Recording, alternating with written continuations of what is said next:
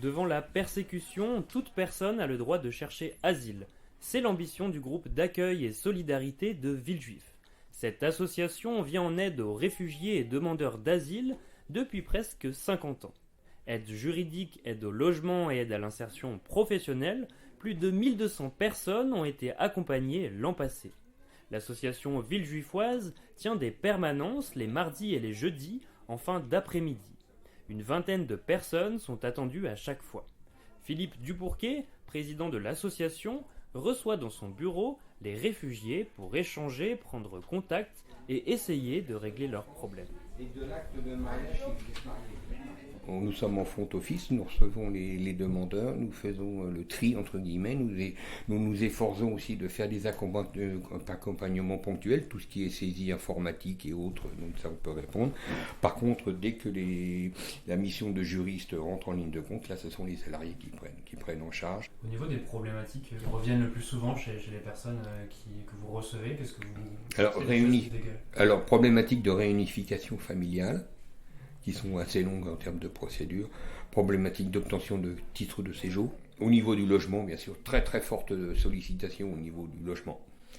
Donc nous répondons tant qu'à faire se peut avec les logements dont nous disposons, mais c'est surtout au niveau des demandes de logement social et puis des DALO. Voilà, on essaie de trouver des solutions. Le GAS, le groupe d'accueil et solidarité, s'inscrit dans une démarche laïque et apolitique pour garder son indépendance dans sa manière d'accompagner les réfugiés et les demandeurs d'asile.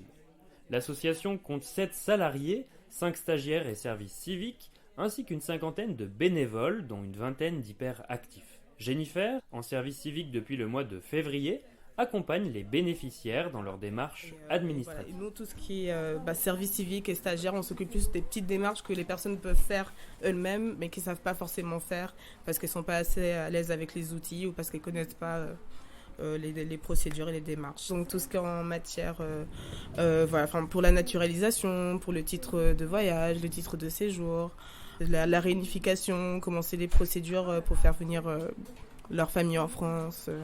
Voilà, ce genre de choses. Maintenant, tout s'est dématérialisé.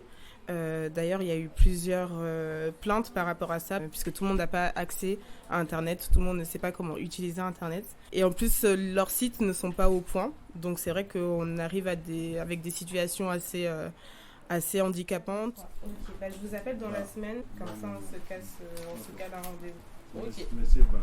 Monsieur Ba. Ça marche. Mon nom c'est Ba Mamadou. Voilà, je suis de nationalité guinéenne. Qu'est-ce que vous venez faire ici aujourd'hui dans votre procédure? Je suis venu pour une demande de nationalité pour qu'on m'aide puisque je n'ai pas Internet à la maison. Comme l'Internet s'abègue, on est là depuis à peu près 1 heure. D'abord, on n'a pas fini. C'est embêtant. Ouais. On dirait qu'il n'y a pas Internet. Je sais pas. Moi, j'ai trouvé ici, puisque là, je suis réfugié politique. Moi, si là, j'habitais un peu à côté ici, et je viens ici qu'on m'aide à faire des papiers que je voulais renouveler pour le regroupement de ma famille aussi. Ouais. Ça fait plusieurs fois, depuis 8 ans, moi, je suis là. Je viens de temps en temps. Quand j'ai des soucis, je viens ici. Ouais. Moi, mes assistants sociaux, c'est ici. Voilà.